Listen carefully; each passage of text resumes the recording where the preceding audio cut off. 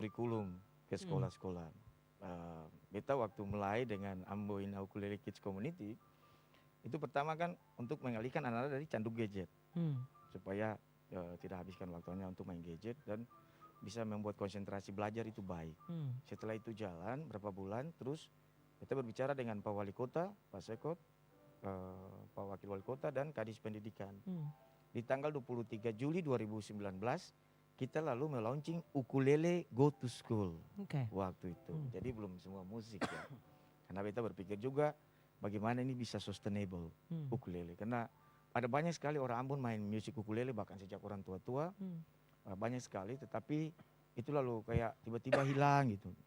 Tiba-tiba hilang. Dan ingin semua anak-anak di Ambon itu bisa bermain musik ukulele, sehingga kita berpikir sekolah itu merupakan media yang paling tepat, wadah yang paling tepat.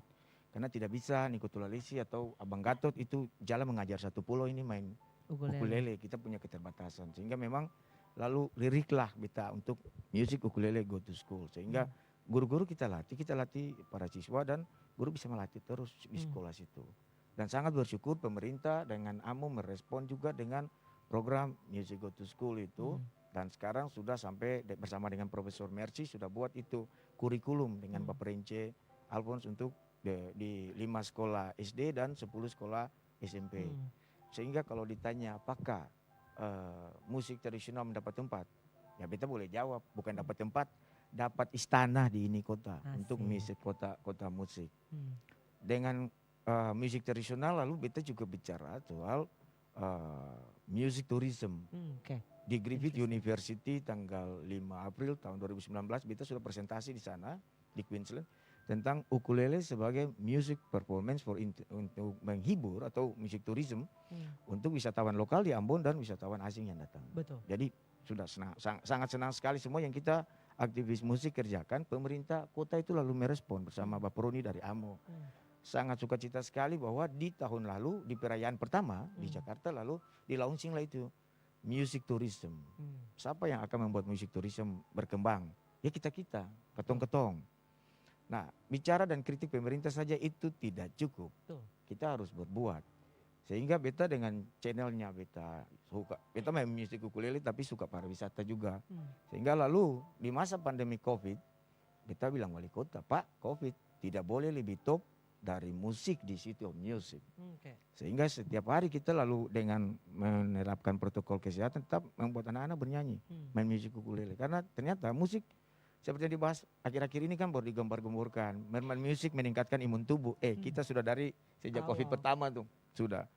Nah, dari situ kita beranilah, beta dan teman-teman berani mempromosikan ini music tourism di Ambon. Kita minta teman-teman wisatawan yang lagi berlayar di seputaran wilayah Indonesia yang tidak bisa pulang ke negara, ayo datang ke Ambon. You nikmati kota yang berbahagia ini. You nikmati musik-musik di sini. Datanglah dia dan kaget bahwa di jalan tidak ada musik ya, kayak di Bandung, kayak di Sydney terus ada musik malam di sepanjang jalan, tidak ada. Beta jelaskan bahwa you tidak akan menemukan City of Music seperti di kota lain. Di Ambon ini lebih punya karakter, di mana tidak ada di jalan-jalan. Kamu harus datang ke negeri-negeri atau desa-desa yang sudah ditentukan. Dan memang bukan ditentukan pemerintah, tapi memang karena sudah ada dari dulu. Seperti kalau musik Toto Buang, Sanggar Wiratan diamusi dengan ukulele. Terus di Tahuri, di Hukurila, Bambuin di atas, di Bung Renci, di Tuni. Dan Bapak Igi Pikanusa dengan dia punya banyak sekali alat musik dari bambu. Nah, beta jelaskan di situ, you harus datang ke tempat-tempat itu. Dan kita bawa wisatawannya ke situ. Dengan menjaga betul protokol kesehatan, kita tetap running ini dengan musik. Wisatawan tetap hidup di Ambon. Kota para wisata tetap jalan dengan musik. Jadi mereka datang dan lihat luar biasa itu Bapak Renci ajar cara bikin suling. Tapi sebelum dia masuk ke musiknya di workshop, di belakang rumahnya itu datang disambut seperti keluarga dulu. Jadi kita padukan itu relationship tourism dengan music tourism. Kebetulan saya sekolah pariwisata jadi tidak jago-jago amat juga membuat konsep, tapi yang ada itulah kekampungan dan atau kebudayaan culture yang kita punya itu yang kita angkat ke atas. Ini loh. Jadi musik berdampak kemana-mana ya jelas. Itu salah satunya. Sehingga kayak orang datang ke Amausu lalu lihat saja wajih-wajih laku juga. Kulinernya jalan di situ. Apa Jadi ini musik yang menjadi iya, penggerak sagu juga laku di situ. Kita ke Bapak Rence bikin sanoli juga, kita jelaskan kita punya makanan. Dan kita ke Bapak Egy Pikanusa di situ, kenapa pengen kita awal bikin Amboina Ukulele Kids itu dapat bantuan ukulele dari luar negeri. Tapi satu ketika kita bicara di meja juga, pingin kita di Ambon punya musik tradisional yang orang luar datang beli bawa pulang. Dan disitulah musik bisa bercerita tentang Ambon Cito Music. Bapak Egy lalu membuat ukulele bambu 3. Ada ukulele tempurung, terus ukulele bambu 3. Itu yang kita jadikan objek wisata sehingga wisatawan datang ke beliau dan bayar berapa? 400 satu buah. Diajarin lah tuh bagaimana cara membuat kayak. Dia bikin video dan dia akan bercerita di luar tentang Ambon Cito Music. Tidak harus kita yang cerita di luar.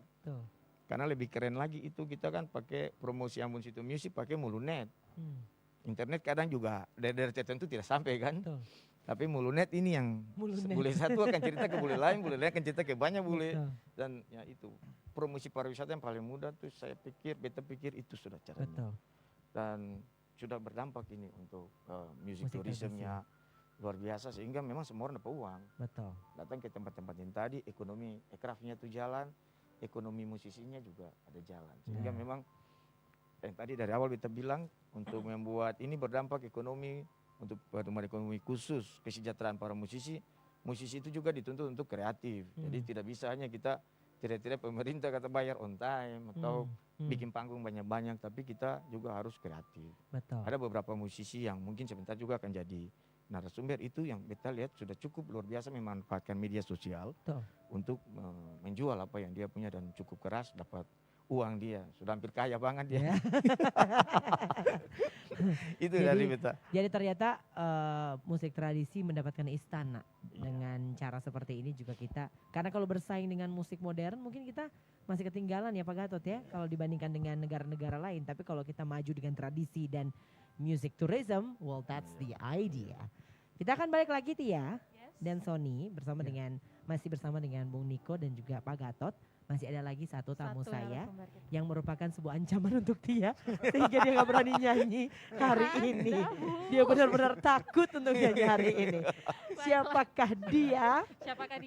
Setelah pesan-pesan berikut ini. Jangan kemana-mana, tetap di Maluku Bicara.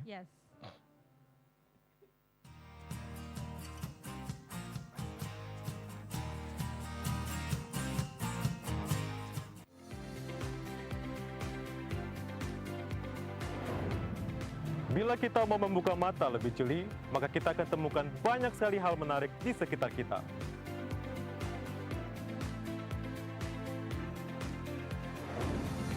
Kami tantang Anda untuk menemukan hal-hal menarik itu.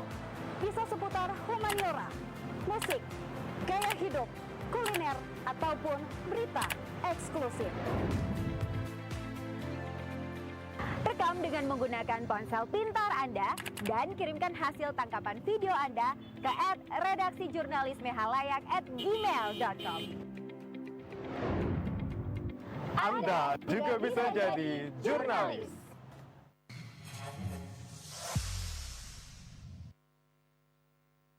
Frank, jangan lupa pakai maskermu.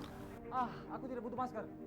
Kamu tahu, COVID itu cuma berita hoax. Tapi, sudahlah.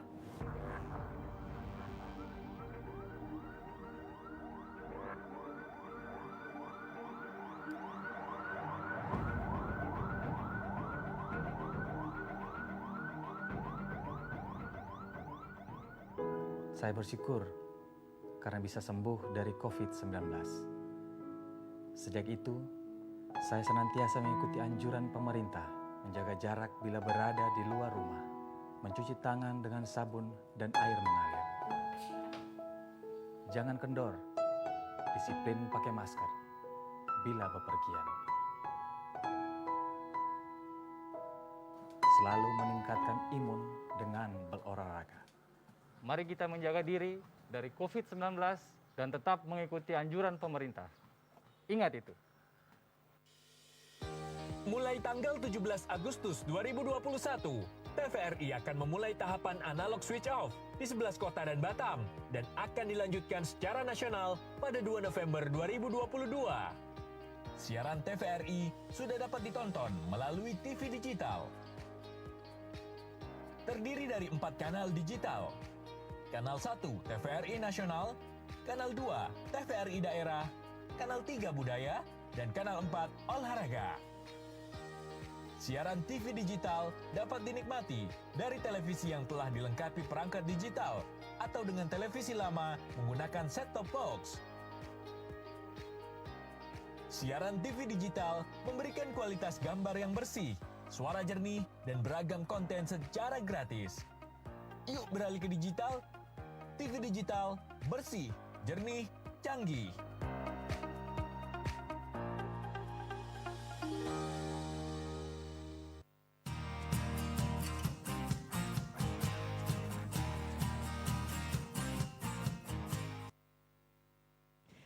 Selamat datang kembali bagi pemirsa yang baru saja bergabung dalam program Maluku Bicara terus bertanya-tanya. Sore ini kita lagi ngomongin apa sih?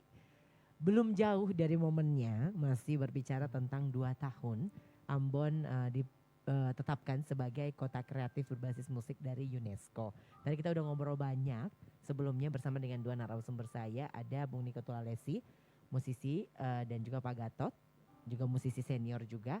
Hari ini ada seorang tamu saya membuat 02 dan 03 membisu saudara-saudara. Biasanya dia pasti akan bernyanyi. Biasanya saya cuap-cuap dulu. Iya, Ibu cuap-cuap sambil nyanyi. Akan tetapi hari ini berhasil didiamkan. Orang Ambon bilang tak kiri-kiri hari Tak kiri-kiri hari ini. Nanti nyanyinya sol di mana, re di mana, Ibu di mana suaranya. Pak Sony. Siapakah dia? Tolong kasih intro lagunya bisa nggak? Tolong jeng jeng jeng jeng. Intro lagunya biar. Nah. Oh saya kenal. Apa? Ayo siapa? Langsung nyanyi aja langsung.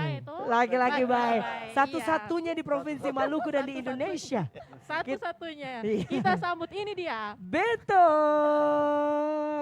01, 02, 03 tepuk tangan di mana dong? Selamat sore. Selamat sore. Apa kabar? Apa kabar? Selamat sore. Nah, terjawab sudah siapakah yang membuat intimidasi untuk 02 hari ini tidak bernyanyi. Anda semakin dekat Pak Beto jadi makin terintimidasi. Saya semakin tidak bisa berkata-kata, Bu. Jadi pemirsa inilah dia satu-satunya laki-laki baik di Nusantara dan salah seorang musisi yang benar-benar pinter membaca peluang. Dan pinter juga menghasilkan cuan tanpa harus berharap kepada negara. Dan tanpa harus bersusah-susah. Yes, tanpa harus berharap kepada negara. Hari ini bakal belajar banyak tentang bagaimana caranya menghasilkan cuan. Iya, menghasilkan quote and quote jahat banget menghasilkan Kiranya ke situ terus ya cuan ya. Bagaimana caranya strategi marketing sebenarnya. Jadi baik. Ternyata untuk menjadi musisi selain harus punya talent tapi juga harus punya kacamata khusus untuk membaca peluang. Dan KKB itu kebetulan dipakai kacamatanya hari ini. Pak, beli di mana, Pak? Kebetulan kacamata itu kacamata membaca peluang. Oh, begitu. Hari ini saya akan tanya beli di mana. Iya. Biar Ibu bisa lihat juga peluangnya. Siapa tahu saya bisa nyanyi, turun. Iya, betul. Jadi selamat datang laki-laki baik di Siaran TVRI.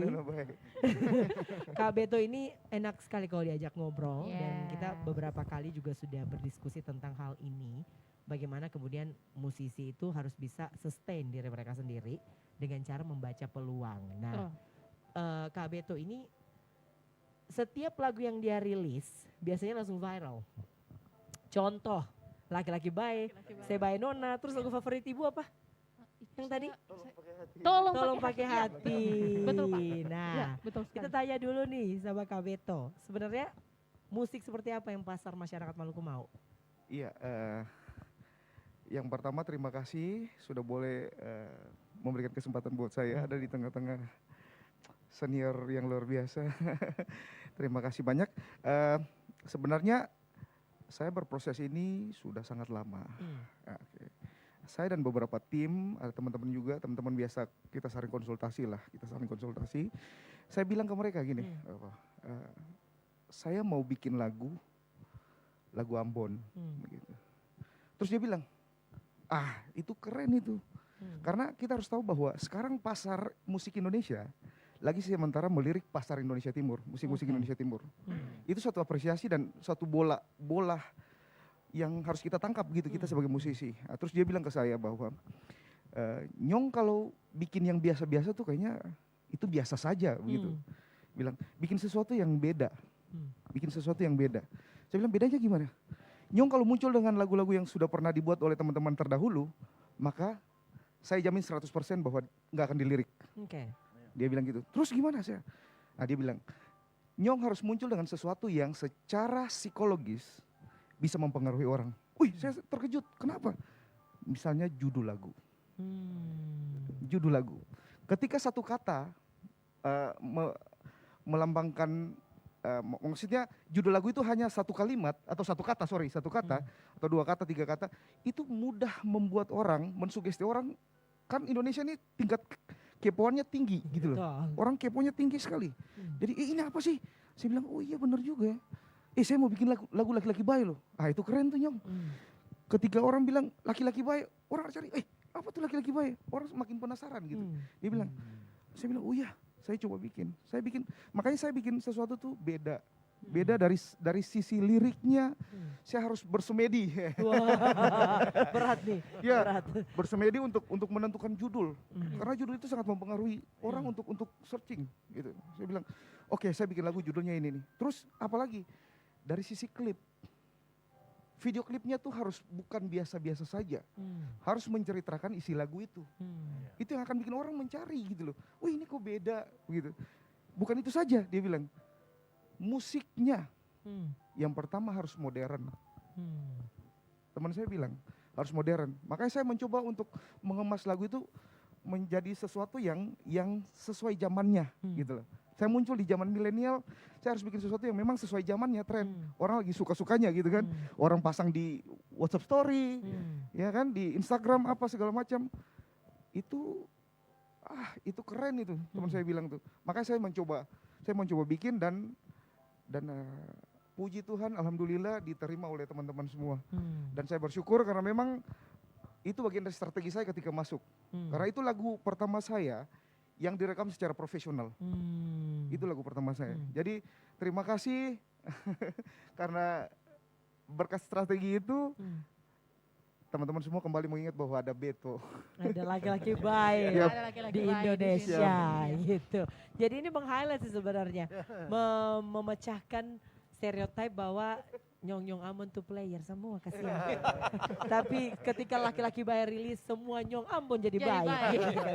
Saya mau ke Pak Gatot dulu nih karena Beto sama Pak Gatot ini datang dari era yang beda gitu kan. Back then mungkin caranya nggak sama kayak sekarang. Kalau Pak Gatot melihat marketing saat ini dengan dulu kalau dibandingkan dengan Pak Gatot gimana nih? Apakah musisi dulu kualitasnya jauh lebih baik dengan kita sekarang yang hanya memanfaatkan quote and quote clickbait, ataukah kita malah sudah jauh lebih hebat daripada musisi yang dulu, ataukah sebenarnya masing-masing era dengan tantangannya sendiri? Oke. Betul yang Isu bilang memang masing-masing era dengan tantangannya masing-masing. Ya. Dan Beta sangat salut buat Beto. Beto begitu maksudnya dia pandai melihat peluang pasar bahwa memang kalau Beta lihat ya masyarakat penikmat musik ini memang lagi lebih senang kalau lihat judul-judul lagu yang unik-unik. Ya, judul yang unik-unik kayak laki-laki baik. Itu memang sesuatu yang yang ada pertanyaan-pertanyaan di situ. Ya, sebenarnya apa laki-laki baik sebenarnya? Jadi itulah makanya penikmat musik itu sangat begitu sangat mendambakan. Kalau dibandingkan dengan musisi-musisi jadul zaman dulu, Beta juga mungkin dari tahun 80-an Beta sudah menikmati lagu-lagu lama yang memang kayak sesuai dengan zamannya lagu itu ya, yang penikmatnya juga. Tapi untuk musisi yang kayak zaman Beto ini memang sekarang memang lagi digila-gila, maksudnya lagi digemari. Ya tadi bilang memang dunia sekarang dunia kepo ini memang orang sesuatu yang jadi itu yang jadi yang tergila-gila sehingga orang mau mengulang terus ya. Sesuatu yang Ya, unik ya, yang sesuatu menjadi yang unik gitu. Makanya judulnya juga unik, lalu dari apa ya, dari liriknya juga dia mengundang apa ya, mengundang sesuatu yang apa, yang mengena, dia memang mengena di jadi manusia. relatable lah Iya. istilahnya. Dengar lagu wah kisah saya nih. Jadi memang benar-benar masing-masing zaman memiliki tantangannya tersendiri gitu ya Pak Gatot ya. Dan sekarang memang berkaca dengan semua fasilitas yang kita punya, seharusnya musisi harus jauh lebih bisa untuk lebih kreatif memanfaatkan ya. itu. Ya, Sebelum saya kembali lagi ke Bung Niko, nih saya mau ke Kak Beto lagi nih. Terkait dengan strategi marketing tadi udah dijelasin, proses kreatifnya juga udah. Sekarang tantangan berkarya di era digital. Yang pasti satu hal yang perlu kita tahu bahwa semua musisi harus bisa tahu dengan teknologi. Oke. Yes. Karena marketing sekarang tuh di digital. Ya, Ya. Dulu sebelum pandemi mungkin lah orang masih bisa bikin CD. Ya kan, VCD dan DVD dan segala macam. Sekarang zaman itu sudah tidak ada lagi. Sudah lewat. Dan kita tidak akan pernah bisa mencetak 1.500 atau bahkan 5.000 keping gitu. Nggak ada lagi. Itu kan akan mubasir gitu. Iya, betul. Jadi kita harus punya strategi gimana lagu kita dipasarkan di digital platform. Ya. Joox, Spotify, iTunes dan segala macam itu kita harus benar-benar bisa menguasai itu. Ya. Jadi ya kita cuman kerjanya di rumah saja begitu. Tinggal upload, 1 detik pun orang di luar sana yang jauh di Amerika pun bisa tahu hasil karya kita. Nah, jadi harus bisa dikemas dengan baik, semenarik mungkin. Semenarik mungkin agar orang bisa apa ya, bisa tangkap gitu loh. Karena teman saya bilang begini, algoritma YouTube sekarang itu berbeda dengan yang dulu. Oke. Sekarang bikin asal-asal aja bisa booming. Iya. Ya, karena sudah seperti TV. Jadi sinetron itu yang gitu-gitu yang mengundang orang, yang nangis-nangis dan apa segala macam itu yang diminatin. Ya, yang bukan saya bilang nggak berkualitas ya. Kalau yang berkualitas yang bikin serius belum tentu dia naik. Betul. Iya, betul. Itu kenyataannya seperti sekarang. Betul. Jadi makanya saya ambil jalan tengah. Bikin karya nggak usah terlalu serius, nggak usah terlalu biasa-biasa. Ada di tengah-tengah. Biar ketika orang cari serius saya dapat, orang cari setengah-setengah saya dapat. Saya ada di tengah-tengahnya. Ya, dalam artian bahwa ya bikin yang bisa diterima oleh semua orang aja. Maksudnya bukan semua orang sih, ada kalangan-kalangan tertentu. Paling tidak sekarang yang lagi naik bener tuh yang milenial, istilahnya tuh kan. Jadi saya masuk ke situ aja udah. Target pasarnya ya, jelas. target pasarnya ya. Jadi penjelasan KB itu he make it sound so easy, kesedangkannya gampang banget kerja dari rumah.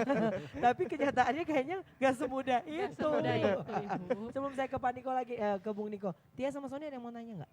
Lanjut. Boleh, silakan. Mau lanjut? Lanjut, Oke. iya. Kalau kalau misalnya tadi penjelasannya Kak Beto juga menjelaskan bahwa untuk musik modern dengan selera milenial aja tuh belum tentu. Jadi ini masih 50-50. Sekarang ke Bung Niko juga nih, apa kabar dengan musik tradisi? Bagaimana caranya dan juga strategi Bung Niko bersama dengan teman-teman musisi tradisi lainnya agar supaya musik tradisi ini quote and quote masih tetap relevan gitu loh. Karena yang modern aja bunyinya dengan judul yang begitu unik, itu juga kalau penjelasannya masih 50-50 nih. Bisa booming, bisa enggak gitu. Apa kabar musik tradisi? Bagaimana kemudian strateginya Bung Niko? Ya, jadi ini bagus sekali dengan kehadirannya Beto. Itu membuat kita juga harus berpikir pintar main musik saja tidak cukup kalau tidak bisa berkompetisi ya.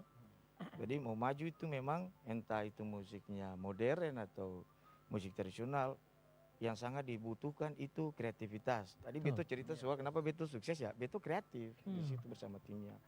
Kalau kita musik tradisional, kita juga memang ditantang untuk musik kreatif juga melihat baca peluang. Kebetulan Beto juga bareng pernah sama Beta dengan bule-bule wisatawan. Beto jelaskan ke bule ini laki-laki baik nih yang lagunya kita dengar 3 hari di mobil nih. Good ini boy. dia, iya. Dan waktu itu bareng Beto kita lalu bahkan gereja pun jadi objek wisata. Kenapa? Bule ke situ. Ada wisatawan Australia, dia tidak punya agama, tapi dia lalu masuk gereja hanya buat lihat Beto nyanyi dengan ukulele dengan anak-anak di gereja. Jadi yang tadi kita bilang musik berdampak kemana-mana. Musik tradisional pasti jelas kita punya market itu hanya khusus untuk para wisata, itu pasti.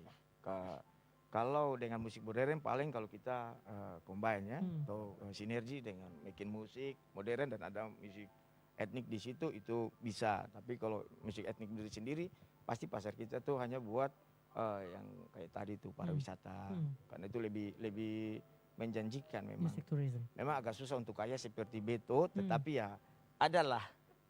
Ada piti lah, ada kepeng. Orang tua bilang ada kepeng.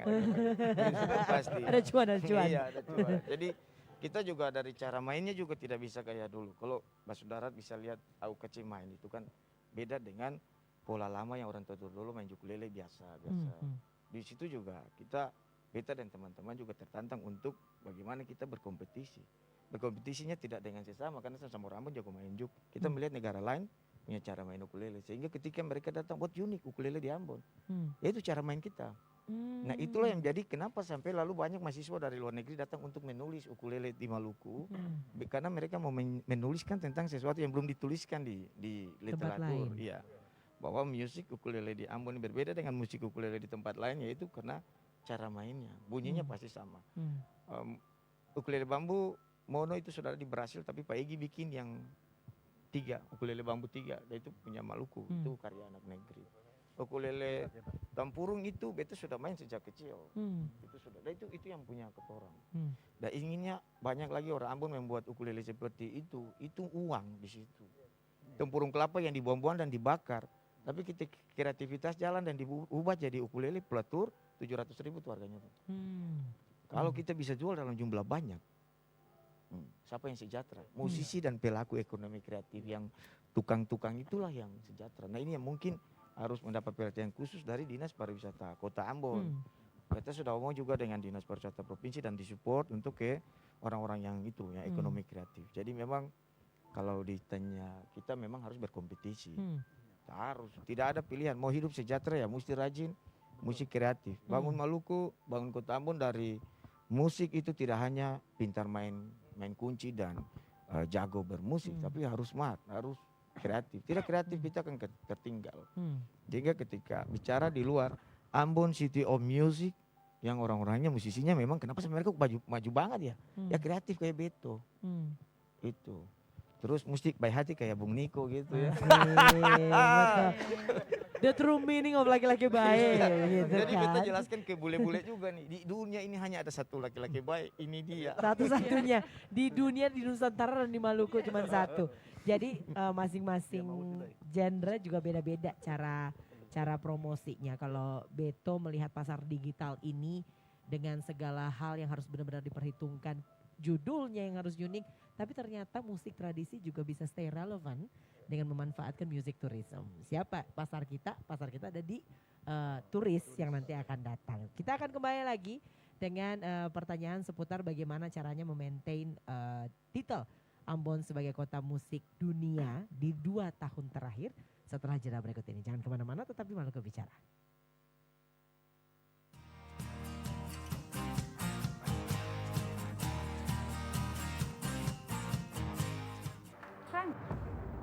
Jangan lupa pakai maskermu. Aku tidak butuh masker. Kamu tahu, COVID itu cuma berita hoax. Tapi... sudahlah.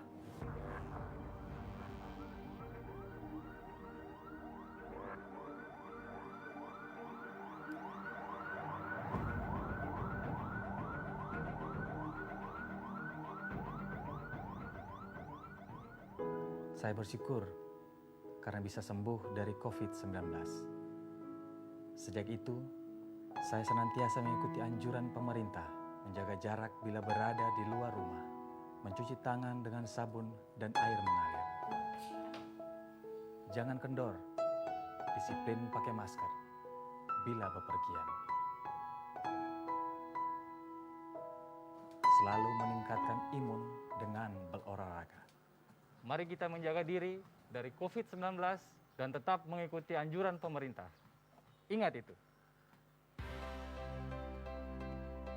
Hai. Selamat datang di Insta Story. Sebuah acara talk show siap menemani akhir pekan Anda. Obrolan-obrolan menarik dan inspiratif yang kami kemas secara santai kami suguhkan untuk Anda para milenial. Dari semua aktivisme memiliki selingkungan. Happy birthday Oli.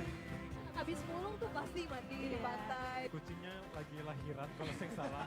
Saksikan Instastory setiap hari Minggu pukul 17.00 waktu Indonesia Timur.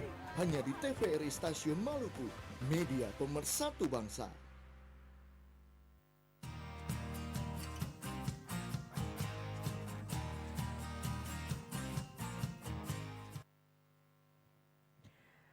Baik, Anda masih menyaksikan program Maluku Bicara. Sore hari ini kita lagi ngobrol tentang 2 tahun sudah Ambon mendapatkan titel sebagai kota kreatif berbasis musik dari UNESCO. Di studio TVRI hari ini bagi Anda yang baru bergabung, ada Bung Niko Tulalesi, musisi, kemudian ada Pak Gatot Ihalau, juga musisi senior, dan ada laki-laki baik satu-satunya di Indonesia, Mr. Beto Habibu.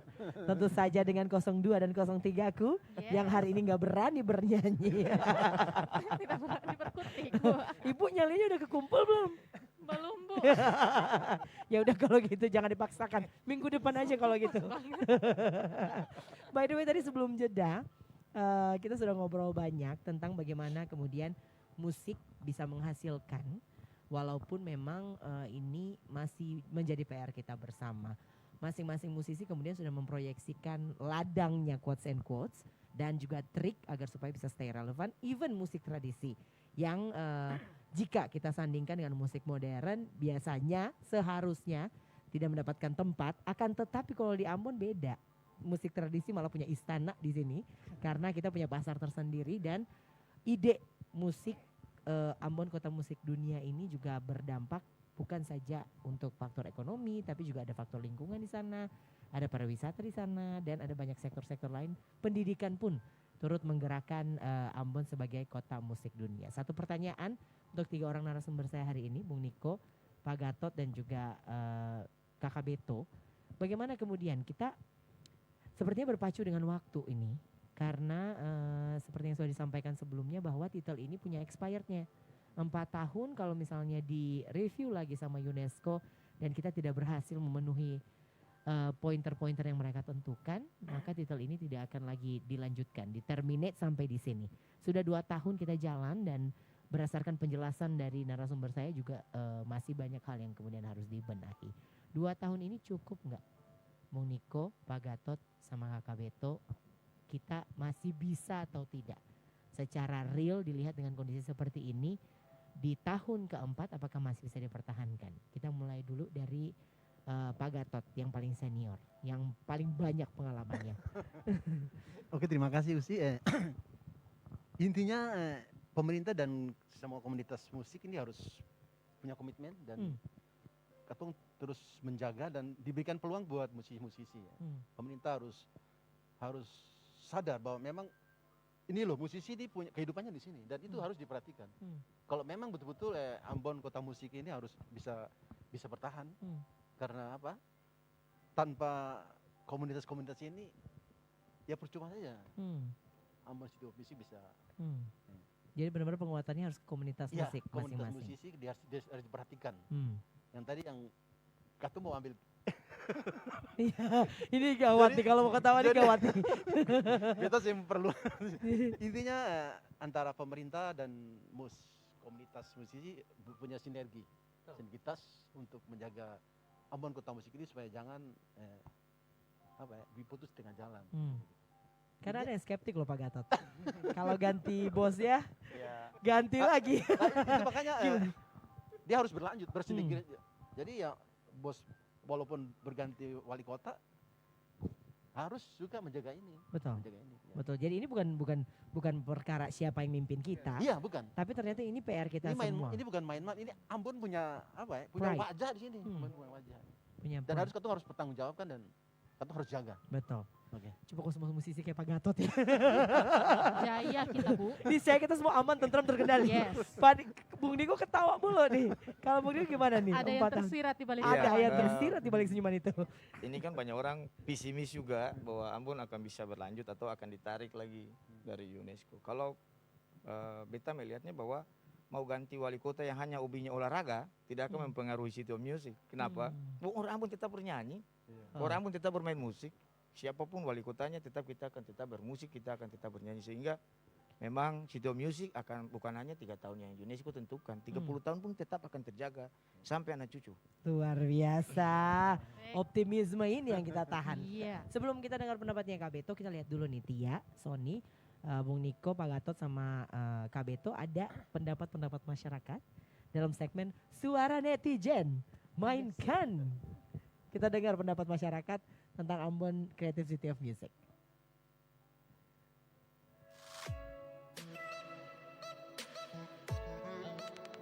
Kesungguhan dari pemerintah Kota Ambon ini sangat luar biasa sekali, sangat serius, cuma belum didukung dengan infrastruktur musik yang memadai. Kalau mau diseriusi, sebenarnya sederhana saja. Pemerintah Kota Ambon punya segala kebijakan yang dimiliki, punya segala kompetensi yang dimiliki, punya semua infrastruktur dan sumber daya manusia yang dimiliki. Berpikir bahwa kota musik itu bukan berarti di mana-mana harus ada kegiatan musik, konser dan mana-mana ya. Tapi bagaimana musik bisa memberikan penghidupan bagi para musisi. Ya. Tentang kota musik di Kota Ambon nih, itu ya di sudut-sudut kota itu ada konser-konser musik, ada pameran-pameran musik. Ya di minimal di kota ini ada satu gedung yang mempresentasikan kota ini kota musik.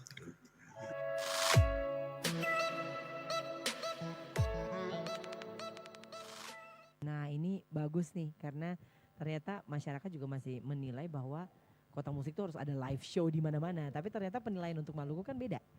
Kota Ambon kan beda penilaiannya. Jadi tidak harus. Sekarang ke KB itu dulu nih. 4 tahun kita masih bisa mempertahankan atau tidak nih? Kalau saya sih optimis lah. Saya optimis, sangat optimis.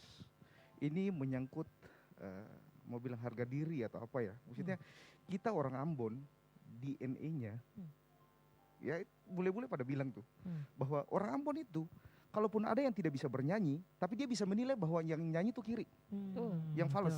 Nah itu sesuatu yang paling banyak ditemukan di orang Ambon, begitu. Jadi saya sangat optimis bahwa mereka juga punya doa yang sama untuk kita benar-benar ditetapkan sebagai City of Music. Jadi kita sebagai pelaku-pelaku seni sebaiknya kata orang saling mendukung. Kata orang saling mendukung. Bikin saja apa yang Ale Dong bisa bikin. Gitu. Tunjukkan apa yang Ale Dong bisa tunjukkan dengan menghasilkan sesuatu yang terbaik dari Ale Dong. Gitu. Tanpa harus menunggu. Karena toh yang nanti terkenal Ale, tapi nanti orang tanya, Ale itu dari mana? Ambon. Oh karena dia layak terkenal. Begitu. Jadi saya usah pesimis lah. Kalau beta sih pribadi, beta sih pesimis. Beta sampai kapanpun akan terus berkarya dan terus berkarya. Dan beta percaya bahwa semua kata orang punya harapan yang sama. Semua kata orang musisi-musisi punya harapan yang sama bahwa aduh nanti anak cucu kata orang bilang danke for papa mama yang dulu-dulu berjuang for Ambon City of Music. Terima kasih untuk pemerintah. Ini apa ya? Peninggalan yang sangat berharga buat orang. Jangan sampai ini hilang begitu. Katong tetap karena kesempatan ini saya akan datang 2 kali seperti laki-laki baik begitu. Iya. Saya akan datang 2 kali. Jadi kata orang semua optimis, katong semua kerja bahwa yang baik-baik itu Tuhan merestui sih. Iya, itu saya mau bilang bahwa tetap optimis bahwa Ambon tetap akan jadi City of Music. Coba ada 20 aja musisi kayak Pak Niko, Pak Gato, Pak Beto. 20 aja di Kota Ambon. Sejahtera musik kita, betul, Bu. Saya semua punya semangat yang sama. Saya pikir juga semua juga punya semangat yang sama. Akan tetapi kalau kata orang dream big, do big. Jadi kalau mimpinya nggak kegedean, nggak bisa achieve yang gede juga gitu. Ada yang mau ditanyakan Tia sama Sony sebelum ke closing statement? Ini mau ke Bung Niko aja. Boleh, silakan. Mau tanya jangan susah-susah. Disuruh nyanyi abis ini nanti. Jadi terbahak-bahak. Satu ayat ya ke Bung Niko apa? Untuk Bung Niko kita melihat generasi yang akan datang nih ya. Kiat Bang Niko sendiri sebagai pecinta musik tradisional juga sebagai tokoh lah ya musik tradisional di Kota Ambon. Bagaimana sih kiat yang nantinya bisa Bang Niko bawakan atau turunkan, wariskan untuk generasi anak cucu kita ke depan untuk lebih mencintai musik tradisional dibandingkan dengan musik-musik modern yang sekarang lebih booming. Betul. Jadi minimal punya kecintaan yang sama terhadap musik modern dengan musik harus tradisi. Balance. Harus Gitu. balance. Gimana? Jadi memang strateginya nih kan seperti yang sudah jalan 2 tahun sejak ukulele mulai besar di Ambon itu mempengaruhi anak-anak yang lain tuh sangat sederhana sekali.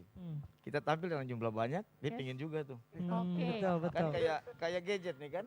Saat main PUBG, rame-rame nih pingin main PUBG. Masa main ukulele bareng-bareng, semua pasti pingin juga main ukulele. Karena di situ kita juga tidak hanya mengajar musik ukulele, tapi kita juga isi dengan karakter-karakter yang lain. Cinta lingkungan, toleransi jalan, karena semua agama main dan tidak hanya Kota Ambon. Kita beberapa bulan lalu juga sudah pernah ada di TVRI juga itu program kita jalan mengajar ukulele antar pulau. Bawalah ukulele donasi dari Ambon ke Banda, ngajar di Banda terus ke KEI dan kemarin kan Pak Menteri sudah main tuh dengan anak-anak di KEI. Nah, itu beta bawa ke sana, support di sana. Dan nanti mungkin minggu depan kita akan ke Buru Selatan di Namrole. Kita dikontak dari sana juga oleh orang-orang sahabat ini Muslim. Tapi dia minta beta datang ke Namrole untuk bawa musik ukulele buat anak-anak Kristen di sana nyanyi. Pakai musik nyanyi di gereja. Air mata jatuh waktu baca WA-nya. Carilah beta posting di Facebook supaya jangan membebankan pemerintah, kasihan tadi musisi banyak belum sejahtera kan. Jadi akhirnya beta posting di Facebook dan mendapat banyak dukungan musik. Jadi langsung ditransfer ke toko oleh teman-teman yang mau donasi. Lalu sudah siap berangkat aja, tinggal lihat waktu, mungkin minggu depan sudah ada lagi. Jadi pengennya tidak hanya bicara milenial di Ambon yang main musik dan mempertahankan musik budaya, tapi ini satu Maluku nih. Satu Maluku nih. Yang kita belum dalam timur, Seram Barat, dan Buru Selatan, MBD juga sudah ada. Yang minta Pak Pendeta Eklin Defretes sudah minta juga untuk ke sana di Damer untuk ke sana. Kita sudah hanya tinggal hitung waktu karena harus. Ya itulah, kita tidak ingin membebani pemerintah, tapi dengan relasi kita lalu mencari dukungan untuk apa yang kita buat. Bangun Ambon, bangun Maluku butuh satu, tulus. Betul. Jadi setelah ini kayaknya anak saya akan berguru di Pandai. Ibu selalu gitu ya, Bu? Aduh. Ingin berguru silahkan. Sebelum berguru Ibu nyanyi dulu di sini. Kalau tidak anak bayar mahal nih. Bayarnya mahal. Jadi ternyata konsepnya gini. Mulai dari Ambon ke Maluku, dari Maluku untuk Indonesia, dari Ambon untuk dunia terakhir. Amin. Karena ada satu quotes yang bilang musik itu bahasa cinta yang universal. Semua orang paham itu dan apa yang dibuat oleh Bung Niko, Kakak Beto, kemudian Pak Gatot juga break boundaries. Jadi kalau ada tembok-tembok yang kita bangun lintas agama, lintas sektor, lintas community, musik tembus semuanya, ya kan? Karena nggak bisa lagi kalau ngomong sama orang Ambon mah pakai musik. Kita menangis saya berirama, Bu. Kita nafas aja merdu, Bu. Nafas aja merdu, nggak merdu nggak dapat warisan, ya kan? Waktu kita udah di ujung nih, Tia, Sony bersama dengan Bung Niko, Pak Gatot dan juga Kak Beto. Obrolan kita sangat luar biasa, tapi satu di akhir, saya mau dengar dulu harapan dari masing-masing narasumber. Pastinya dari background yang berbeda, dari era yang berbeda, dengan pola pikir yang beda juga. Tapi kita punya satu visi yang sama setelah ngobrol begini lama gitu di episode hari ini. Jadi satu harapan dari masing-masing narasumber yang hadir sore hari ini, kita mulai dari Pak Gatot dulu yang paling senior.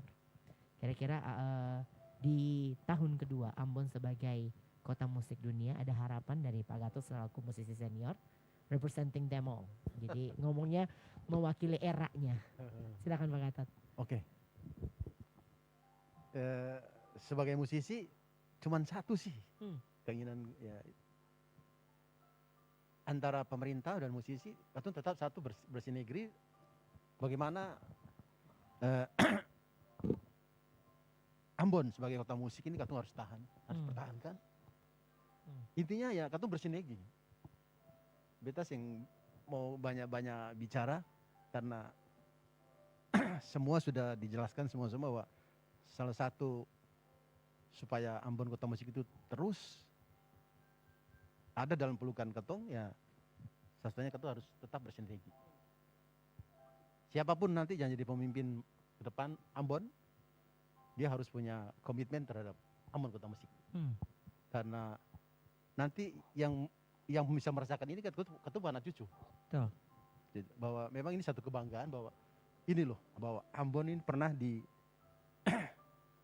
mendapat predikat sebagai Ambon kota musik. Dan itu memang kota musik ini kan sudah banyak direbutkan oleh masyarakat dunia dan negara-negara dunia ingin berlibat, dan Ambon salah satu dari 65 negara, Ambon salah satunya.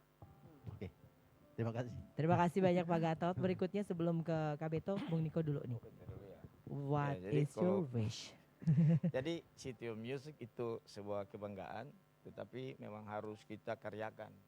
Karyakan itu City of Music. Seperti kalau orang Kristen bilang ya, Tuhan kasih talenta harus dilabakan. Nah sama, City of Music itu kalau tidak dilabakan, tidak dikaryakan kasih besar, siapa yang mau menikmati City of Music? Yang mengkaryakan siapa? Kita orang Ambon, berkarya, menikmati karya kita, orang lain menikmati ekonomi jalan di situ. Sukacita yang paling utama itu sukacita. Sukacita di City of Music, sukacita sebagai orang Ambon yang bermusik seni tinggi, itu yang mendatangkan kita punya kebahagiaan tertinggi. Uang banyak juga belum tentu bikin bahagia, tetapi di City of Music orang bernyanyi, main musik, itu bikin bahagia. Tidak bisa beli dengan uang. Gitu ya. Tukar yang emas. Betul. Ada hal-hal yang memang tidak bisa dibeli dengan uang, yaitu kebahagiaan. Musik mendatangkan kebahagiaan. Sekarang terakhir, Kak Beto, harapannya? Oke, Beto lebih kepada teman-teman pelaku seni.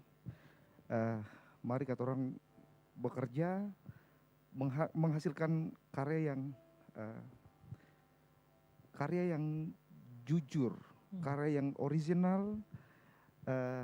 Mari kata orang semua gandeng tangan, katong merebut kembali kejayaan. Karena kalau saya lihat bahwa Ambon ini dulu kiblatnya musik Indonesia Timur, 5-6 tahun yang lalu. Tapi sekarang dia sudah beranjak pindah. Teman-teman lihat bahwa apa sekarang yang dikonsumsi oleh orang Ambon, lagu-lagu yang dari teman-teman di Papua dan segala macam. Itu pertanda bahwa ada tanggung jawab besar dari kata orang. Atau harus kembali merebut kejayaan itu. Bukan berarti bilang teman-teman di sana, dia kata satu hati menghasilkan karya memang betul-betul melambangkan, oh itu anak-anak Ambon begitu. Maksudnya karya yang betul-betul, wah ini bukan orang lain lagi, anak Ambon ini, gitu. Jadi terus berkarya, semangat, mari kata orang semua gandeng tangan, stop, kata orang kasih jelaeng, kasih jatuh laeng, mari kata orang angkat semua sama-sama. Karena kalau satu orang punya keberhasilan, kata orang semua akan rasa senang. Betul. Gitu. Tetap semangat dan Ambon tetap jadi kota musik. Amin. Ini terakhir nih trivia question, pertanyaan yang harus dijawab dengan cepat. Bung Niko, Rolling Stone atau Queen? Lama, dia gak bisa pilih. Rolling Stone apa Queen? Queen. Pak Gatot, Glenn atau Andre? Kayaknya Andre nggak Pak? Andre, sesuai zamannya. Andre masih zaman. Kak Beto, Harvey Maliholo apa Ruth Sanaya?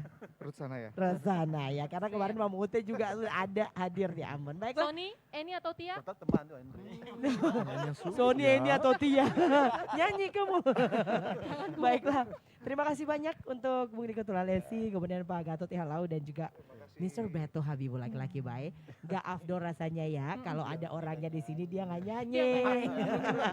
Karena penghukumannya udah dari awal sih dia nggak nyanyi. Baiklah, terima kasih banyak untuk semua narasumber yang hadir hari ini. Semoga diskusi kita ini juga bisa memberikan insight seperti apa perjuangan kita dan PR-PR yang harus kita lakukan. Intinya cuma satu sih. Kalau kita tulus mengerjakan apapun itu, pasti semesta akan memberkatinya. Tuhan juga pasti akan memberkati. Selamat berjuang buat masyarakat Kota Ambon untuk 2 tahun ini. Mari kita dukung Ambon sebagai kota kreatif dunia, karena untuk mendapatkannya mungkin tidak sesusah itu, tapi mempertahankannya akan jauh lebih sulit. Dan itu adalah PR kita semua. Sekali lagi terima kasih banyak buat Bung Niko, Pak Gatot dan juga Kak Beto. 0203 silakan ambil alih. Baik. Jangan lupa dipresent Pak Betonya ya. Baiklah pemirsa, kita sudah tiba di penghujung acara Maluku Bicara untuk sore hari ini ya. Pembahasan yang sangat luar biasa sekali Pak Sony, Ibu Eni, terima kasih loh ya. Para narasumber juga terima kasih. Nah pemirsa, mari sama-sama kita bangun Maluku, Ambon terkhususnya ya. Untuk tetap mempertahankan gelar Ambon City of Music ini. Pemirsa, ingatang, jang baku kuku tapi mari katong baku keku ya. Dan penampilan terakhir akan kita hadirkan Kaks Beto di Maluku Bicara untuk menghibur kita di sore hari ini. Terima kasih atas kebersamaan Anda dengan kami. Saya Tia Huwaidan. Saya Sony Soplantila. Juga Kenny Barinusa. Pamit undur, selamat sore dan sampai jumpa. Laki-laki baik sing parambur cinta sabaran, laki-laki baik selalu ada saat saya butuh. Tapi mengapa saya lebih pilih dia dari beta, sing apa-apa beta bisa terima. Beta cuma mau bilang, sing apa-apa kalau sedang dia, tapi satu yang mesti saya tahu, laki-laki baik hanya ada di kota Ambon. Katanya nyanyi sama-sama ya. Beta mau dengar Tia suara boleh gak? Sejak pertama beta kenal Ale, Beta model juga apa ya? beta rasa Ale yang terbaik akan dampingi beta nanti. Tapi ternyata semua akan berubah. Ale su pigi dan dia su lupa semua yang beta suka sih. Boleh? Beta cuma mau bilang, jangan pernah lebongi Ale pung hati. Beta cuma mau bilang, sing ada yang lebih baik dari beta. Pemirsa jangan lari. Please, welcome. Laki-laki baik, sebenarnya cinta sabaran. Ini pengakuan buat laki-laki banyak Kakak nih. Beto baik, Selalu ada saat saya butuh, tapi mengapa saya lebih pilih dia dari beta, sing apa-apa beta bisa terima. Laki-laki baik selalu jaga saya pun perasaan. Laki-laki baik selalu lindungi senona. Beta cuma mau bilang, sing apa-apa kalau sedang dia, tapi satu yang mesti saya tahu, laki-laki baik sing akan datang dua kali. Beta cuma mau bilang, sing apa-apa kalau sedang dia, tapi satu yang mesti saya tahu, perempuan baik sing akan datang dua kali. Maafin Kak. Sebab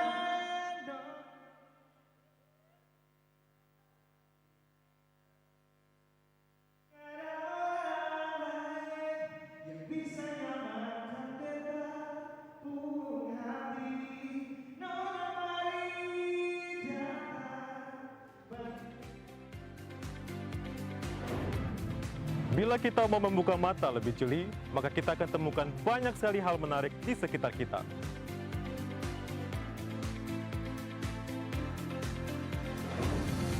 Kami tantang Anda untuk menemukan hal-hal menarik itu. Bisa seputar humaniora, musik, gaya hidup, kuliner, ataupun berita eksklusif. Rekam dengan menggunakan ponsel pintar Anda dan kirimkan hasil tangkapan video Anda ke @redaksijurnalismehalayak@gmail.com. Anda juga bisa jadi jurnalis.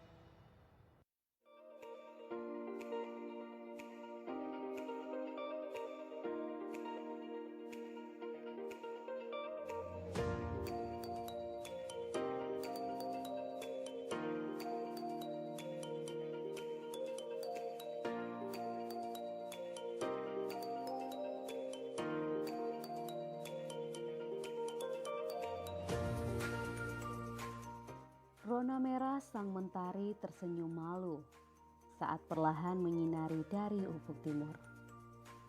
Kicauan burung dari balik pepohonan Taman Manusela seakan bernyanyi menyambut hari yang baru.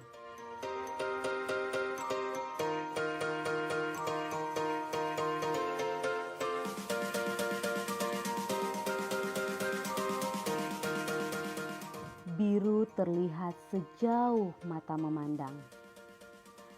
Angin dan dinginnya menyentuh dengan tenang kulitku, seraya membawa pergi segala kekhawatiran malam.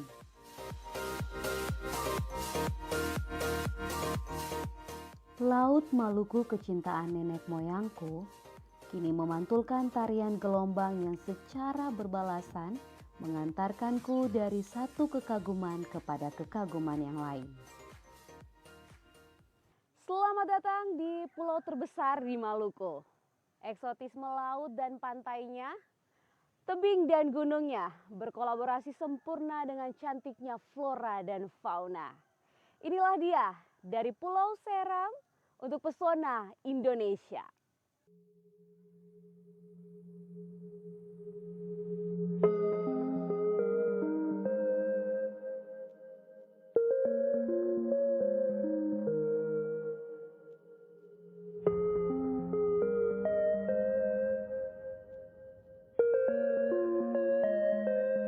Dari puncak tebing Desa Sawai ini, saya mengawali langkah untuk menikmati setiap kekaguman di Pulau Seram.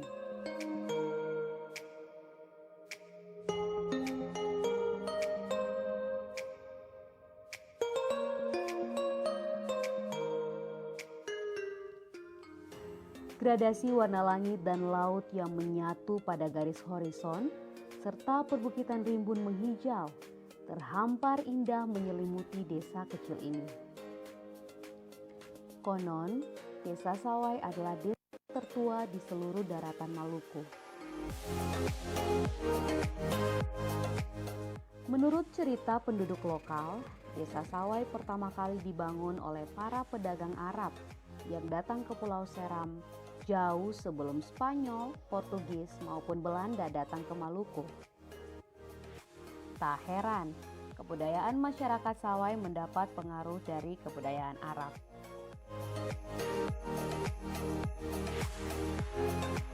Desa yang mengapung di permukaan air laut ini juga dihuni oleh penduduk beragam etnis, keturunan Papua, Maluku,